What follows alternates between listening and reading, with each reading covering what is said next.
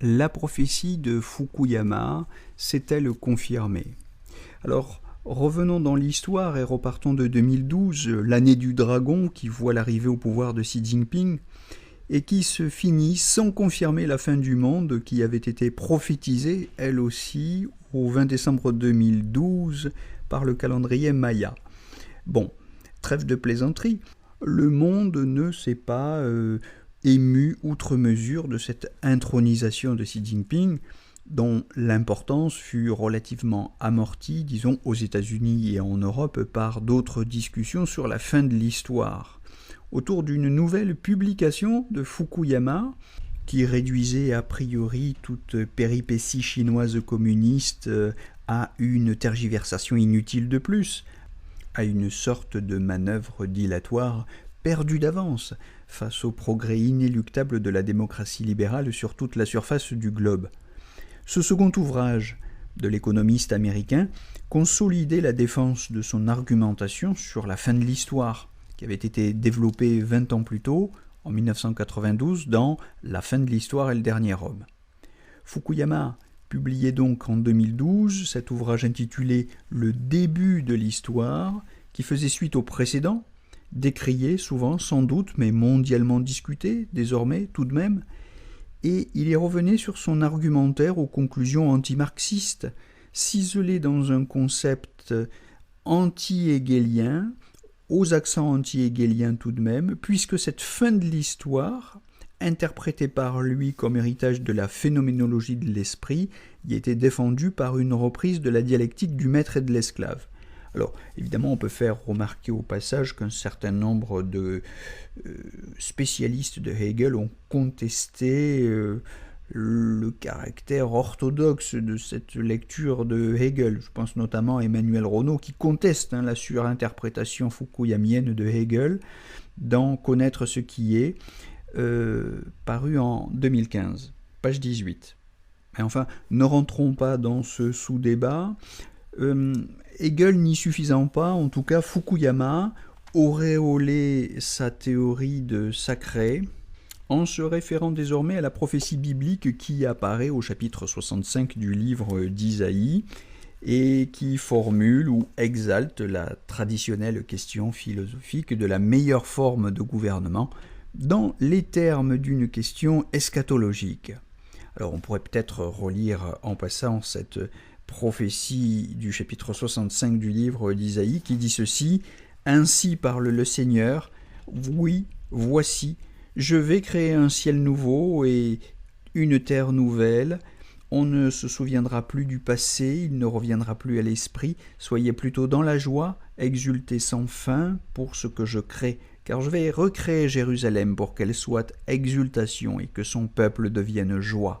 J'exulterai en Jérusalem, je trouverai ma joie dans mon peuple. On n'y entendra plus de pleurs ni de cris. Là, plus de nourrissons à emporter en quelques jours, ni d'hommes qui ne parviennent au bout de sa vieillesse.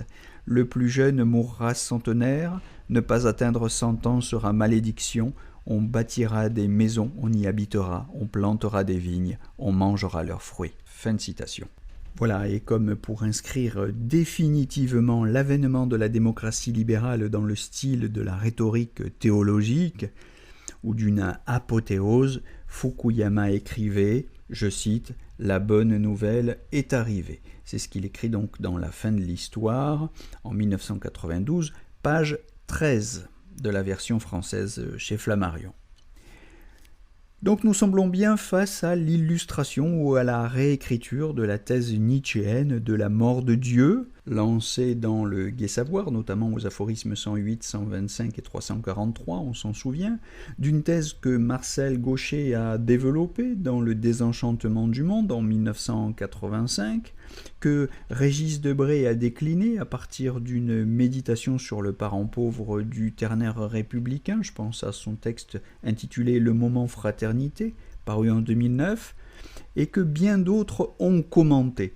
La sortie du christianisme au cours des 3 derniers siècles a laissé dans nos sociétés le champ libre à l'émergence de nouvelles formes de sacré.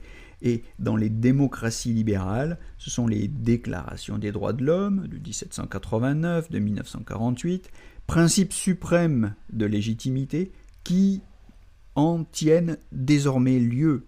Si tel est bien le cas, on commence à deviner que sous l'hyperbole, qui consiste à inscrire une forme d'organisation institutionnelle dans une perspective eschatologique, sous cette exaltation religieuse d'une question politique se cache peut-être une superstition moderne, et en tout cas, le procédé semble relever de la construction d'un tabou, d'un impensé que nous ne pouvons escamoter ou évacuer, mais que Fukuyama ne prend pas la peine d'expliciter, préférant plutôt se consacrer à la démonstration de sa thèse.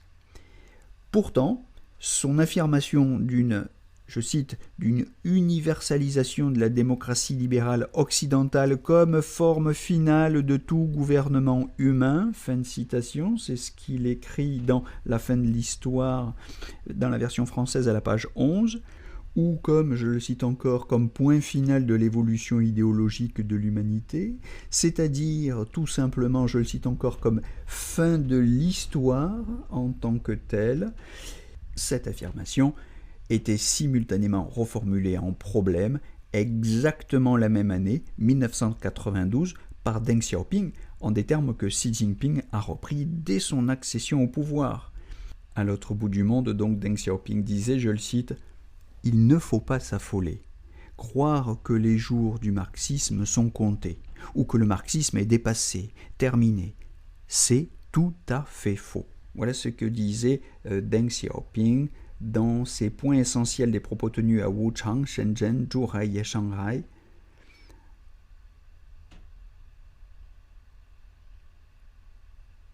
Texte publié en 1993 aux éditions du Peuple, pages 382 et 383. Ces propos ont été repris par Xi Jinping dans Ouvrir de larges perspectives au socialisme à la chinoise en août 2014, le 20 août exactement, au tome 2 de la gouvernance de la Chine, à la page 4.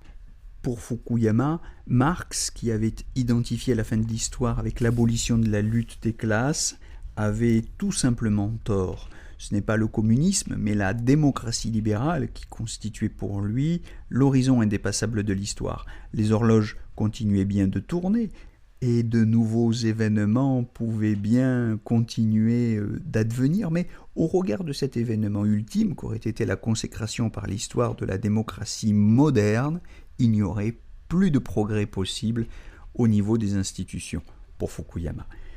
Ce n'est pas sur le plan des concepts à proprement parler ou d'un débat sur la méthode philosophique du matérialisme historique que Fukuyama développait ses arguments, mais en historien plutôt qu'en philosophe. Et il mesurait factuellement l'extension géographique de la démocratie libérale. Il constatait la fin de la guerre froide et la chute du mur. Il interprétait comme un aveu l'inflexion libérale de la politique d'ouverture du petit timonier après la mort de Mao. C'est ce type d'observations factuelles qui apparaissent vite aux philosophes comme naïves et qui sont en tout cas à contresens de l'interprétation que Deng Xiaoping en avait explicitement donnée, que Fukuyama pensait pouvoir pourtant déduire que Marx avait tort et que ce n'était pas le communisme mais le libéralisme qui constituait l'idéologie de la fin de l'histoire. Je cite encore la forme finale de tout gouvernement humain. Voilà, je ne développerai pas ici les accusations de naïveté qui ont été adressées à Fukuyama, notamment par Jacques Derrida, vous voyez dans Spectre de Marx, paru dès 1993, mais je vous propose de nous retrouver quand même dans un prochain podcast pour discuter de la manière dont Fukuyama a tenu compte des objections qui lui a été faites pour écrire le début de l'histoire en 2012, considérant si vous voulez que Fukuyama est entre 1992 et 2012, entre les deux grands textes qu'il a écrits sur la fin de l'histoire et le début de l'histoire, le continuateur le plus spectaculaire de cette question philosophique absolument classique, traditionnelle, sur la meilleure forme de gouvernement. Et je vous souhaite en attendant d'en reparler une belle journée à tous.